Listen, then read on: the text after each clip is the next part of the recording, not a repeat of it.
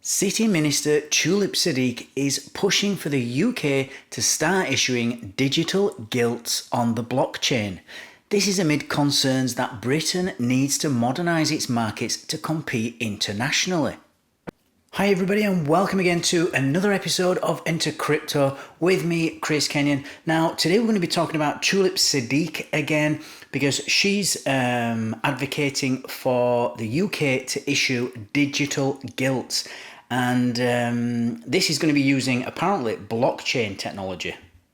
We're also going to be talking about the government's debt management office because they seem to be showing some resistance to this idea. And so, as always, guys, let's quickly jump straight into this article, give it a quick read through, and then see what we can learn and analyse it after. The Government's Debt Management Office, or DMO, which is an executive agency of the Treasury that is responsible for issuing and managing the government's debt, has resisted the move.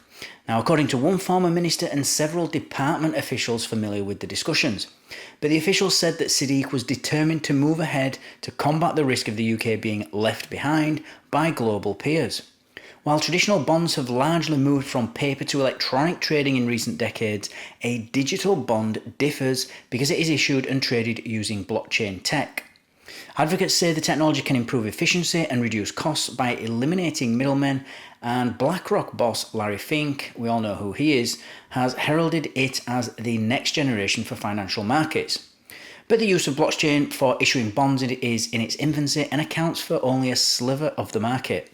Multiple systems are being developed for issuing digital bonds, meaning infrastructure developed today may be different to that which ultimately prevails, according to experts. There has been some resistance to change, but Tulip doesn't see any concrete reason why this shouldn't happen, said one Treasury official, briefed on the discussions. In the long term, this is where we are going. We're not keeping with the rest of the world, and we risk getting left behind. So, Tulip Siddiq's push for the UK to issue these digital gilts using blockchain technology, as they're saying in this article, could actually have several interesting implications for crypto users in the UK, like you and me. But as well as that, it can also have a broader, significance in the context of financial markets. So let's go through some of these points that would be an impact on crypto users. The first being that the government's interest in using blockchain now for these digital gilts may signal an increased level of acceptance and integration of blockchain tech in mainstream finance. It could end up leading us to more favourable regulations for blockchain-based projects and crypto assets, giving us a sense, or the crypto users, a sense of greater security and legitimacy in our activities. And if they do go ahead with this and the UK government does start using blockchain tech to issue government bonds, it'll increase general awareness naturally, of blockchain technology and all its benefits. It'll be really interesting to see which network they're going to use to issue these gilts on. And you can imagine that if the government's backing this and pushing this, it's going to encourage certainly more institutional investors, but also individual investors as well are going to start exploring crypto and blockchain technology.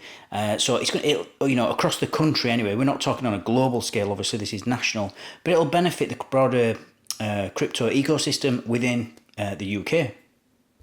And I think by introducing blockchain-backed digital bonds, shall we call them, the UK could end up becoming this promised hub for financial innovation that politicians have been talking about for such a long time. This started with Rishi Sunak. He kept saying that London and the UK was going to be the crypto hub for the rest of the world, and we've yet to see it. And unless we get crypto-friendly regulation and laws, we probably will not see it. But this is a step definitely in the right direction, and we're going to have crypto projects that involve smart contracts or decentralized finance. We're going to see, I would imagine, increased collaboration with the TradFi, traditional finance sector, and this will open up more, even more use cases for blockchain technology.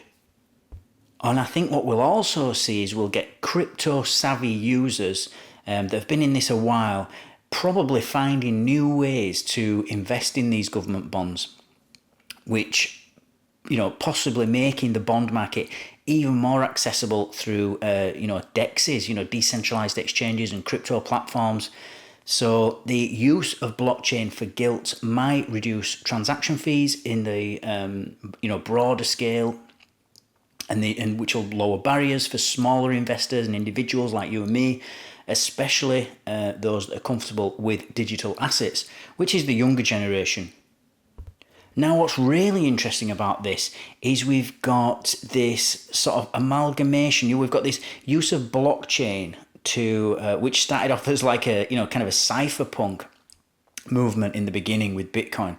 Now we're issuing, or we're certainly talking about issuing government debt on a blockchain. It's just fascinating. It represents this sort of bridge between traditional financial systems and these new decentralized technologies like cryptocurrencies.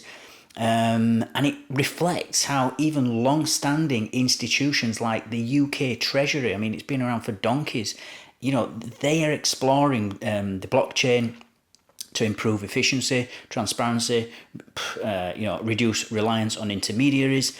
So everybody's going to win here. And it just shows as well that Siddiq is worried about being, well, she even says it, that she's worried about being left behind, which is great because it is a worry. We don't want to get left behind.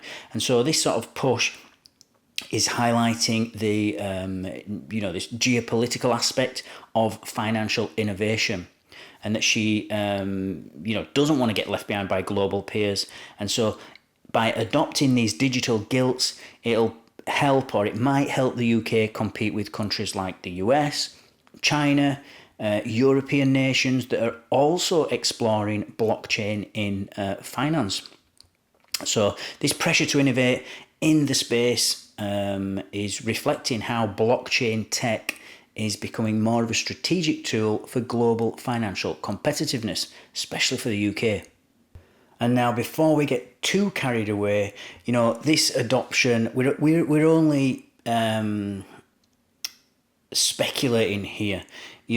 Despite this potential, there is uncertainty here surrounding, for example, which blockchain system is going to be ultimately dominate, making this this whole development speculative. We don't really know. This is just ideas and statements that the government are putting out. In particular, one, government representative. So, because multiple blockchain solutions exist, you've got Polkadot, you've got Cardano, you've got Ethereum, you've got Algorand, there's loads. So, whichever one gets chosen today might not even be the one that becomes the standard. They haven't said which one, but it's not to say that it's going to be the end result. So, but I think this uncertainty is adding a layer of intrigue around the future. It certainly is for me. This future infrastructure of digital gilts and how they will be adopted globally, because there'll be lots of countries looking in from the outside, seeing what we're doing, and probably, if it works well, following suit. That's what I've got for you today, guys. Thank you for watching as always. Thank you for listening. Don't forget to like, subscribe, and click on that notifications bell so that you don't miss out on any future updates. And I'll see you all tomorrow. Take care.